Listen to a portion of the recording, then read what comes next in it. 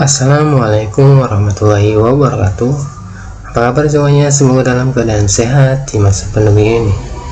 Perkenalkan, nama saya Muhammad Ayat, mahasiswa semester 1 Universitas Pancasakti Bekasi, Fakultas Sains dan Teknologi, Program Studi Teknik Informatika. Di video kali ini saya akan menjelaskan materi tentang etika, moral, dan akhlak, materi pendidikan agama Islam yang diberikan oleh Bapak Son Haji SHG MM tahun 2021. Pengertian etika, moral, dan akhlak. Etika dalam bahasa Yunani adalah adat kebiasaan, sebuah tatanan perilaku berdasarkan suatu sistem nilai dalam masyarakat tertentu. Etika berkaitan dengan ilmu dan filsafat. Standar baik dan buruknya adalah akal manusia. Moral, bahasa Latin, mos, kata mos berbentuk tunggal dan jamaknya mores, yang berarti kebiasaan dan susila. Adat kebiasaan tindakan manusia yang sesuai dengan ide-ide umum tentang yang baik dan yang tidak baik yang diterima oleh masyarakat. Moral adalah perilaku yang sesuai dengan ukuran-ukuran tindakan sosial atau lingkungan tertentu yang diterima oleh masyarakat. Akhlak bahasa Arab berasal dari kata khalaqa yang berarti mencipta, membuat, atau menjadikan. Akhlak adalah kata yang berbentuk mufrad, jamaknya adalah kulukun, yang berarti perangkai, yang berarti peranggai. Tabiat, adat, atau khalakun yang berarti kejadian, buatan ciptaan. Akhlak, perangai, adat, tabiat, atau sistem perilaku yang dibuat oleh manusia. Akhlak secara kebahasaan bisa baik atau buruk, tergantung kepada tata nilai yang dipakai sebagai landasannya. Meskipun secara sosiologi kata akhlak mengandung konotasi baik, sehingga orang yang berakhlak berarti orang yang berakhlak baik, tercantum dalam Quran surat ke-68 ayat 4 dan Quran surat ke-26 ayat 137. Akhlak adalah hal ihwal yang melekat dalam jiwa. Daripadanya timbul perbuatan-perbuatan yang mudah tanpa dipikirkan dan diteliti oleh manusia. Manifestasi akhlak. Akhlak atau sistem perilaku yang dapat diwujudkan melalui pendekatan antara lain: 1.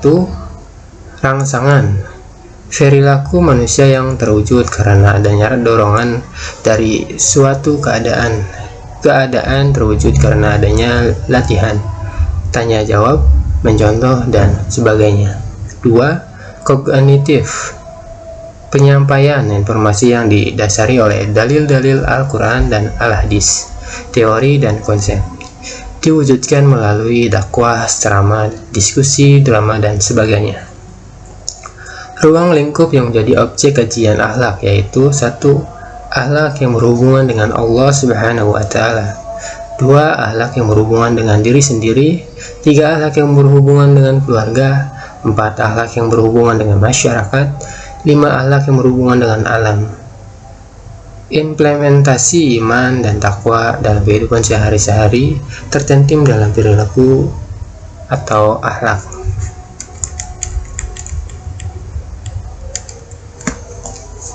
Perbedaan akhlak dengan moral dan etika. Akhlak yang baik atau akhlakul karimah, sistem nilai yang menjadi asas perilaku yang bersumber dari Al-Quran, As-Sunnah, dan nilai-nilai alamiah sunnatullah. Moral, sistem nilai yang menjadi asas-asas perilaku sumber dari Al-Quran, As-Sunnah, serta nilai-nilai alamiah sunnatullah, dan sistem nilai yang bersumber dari kesepakatan manusia pada waktu dan ruang tertentu sehingga dapat berubah-ubah. Etika, persetujuan sementara dari kelompok yang menggunakan pranata atau perilaku. Etika dapat berubah-ubah sesuai dengan persetujuan dan perumusan deskripsi dari nilai-nilai dasar yang dipandang sebagai nilai alamiah universal, bahwa masyarakat menggunakan etika pada waktu tertentu akan membenarkan pelaksanaan suatu nilai tata cara hidup tertentu, sementara pada waktu dan tempat lain nilai-nilai tersebut tidak dibenarkan oleh masyarakat. Sistem etika dapat bersifat bebas, nilai value free, khususnya nilai sakral. Ukuran baik dan buruknya dalam sistem etika bersifat subjektif, yaitu bertanggung pada pengaruh yang kuat daripada pemikir sistem nilai dan etika.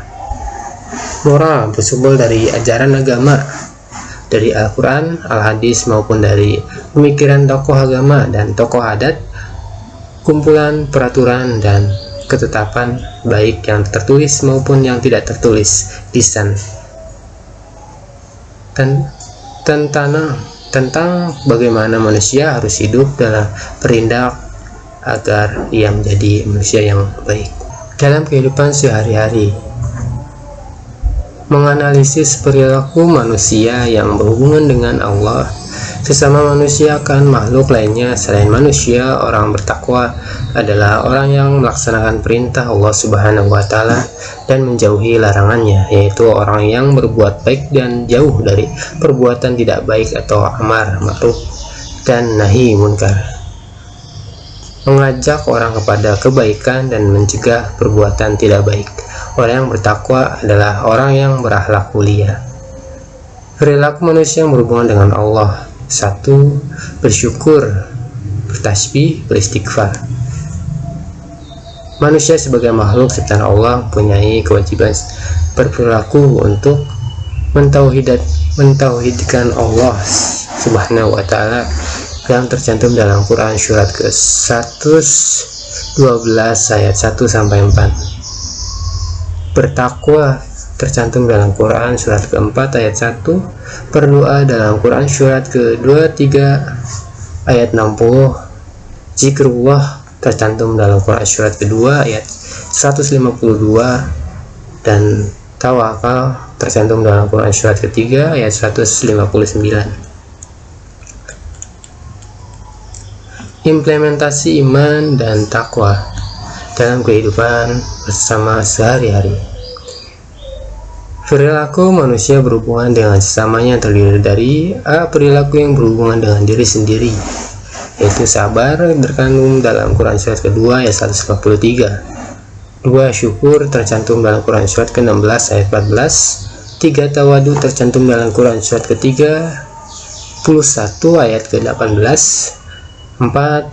Benar tercantum dalam Quran surat ke-9 ayat ke-19. 5. Ifah atau menahan diri untuk tidak melakukan yang terlarang. 6. Menahan diri untuk tidak marah. 7. Amanah dan jujur. 8. Berani karena benar. 9. Qanaah atau merasa cukup yang sudah ada. Perilaku yang berhubungan dengan keluarga: 1. Berbuat baik kepada kedua orang tua tercantum dalam Quran surat ke-4 ayat ke-36. 2. Adil terhadap saudara tercantum dalam Quran surat ke-16 ayat 90. 3. Membina dan mendidik keluarga tercantum dalam Quran surat ke-66 ayat 6 dan surat ke-26 ayat ke-214. 4. Melihara keturunan tercantum dalam Quran surat ke-16 ayat 58-59. Perilaku yang berhubungan dengan masyarakat: 1. Ikhwan atau persaudaraan tercantum dalam Quran surat ke-49 ayat 10. 2. Ta'awun atau tolong menolong tercantum dalam Quran surat ke-5 ayat ke-2.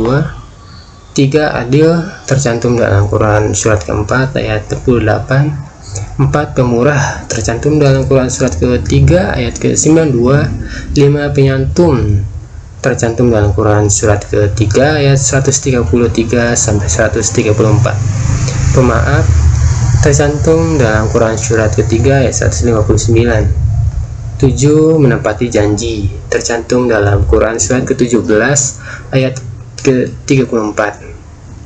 8. Musyawarah tercantum dalam Quran surat ke-3 ayat 159 dan 42 dan ayat 8. Musyawarah tercantum dalam Quran surat ke-3 ayat 159 dan surat ke-42 ayat 38. 9. Berwasiat di dalam kebenaran, tercantum dalam Quran surat ke-103 ayat 1-3.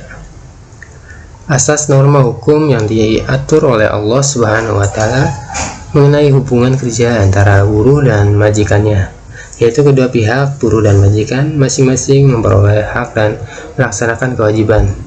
Kewajiban majikan terhadap buruhnya yaitu 1. Mencukupkan makanan dan minumannya, 2. Mencukupkan pakaiannya, 3. Menyediakan tempat tinggal, 4. Memberikan pelajaran dan pendidikan, 5. Memberikan pekerjaan dan sesuai kemampuannya, 6. Memperlakukan buruh seperti memperlakukan diri sendiri. Majikan yang mempunyai perilaku tersebut adalah majikan yang berakhlak mulia terhadap buruhnya. Adapun buruh berkewajiban untuk melaksanakan pekerjaan sesuai kesepakatan kerja di antara kedua belah pihak dan bersikap jujur terhadap majikannya.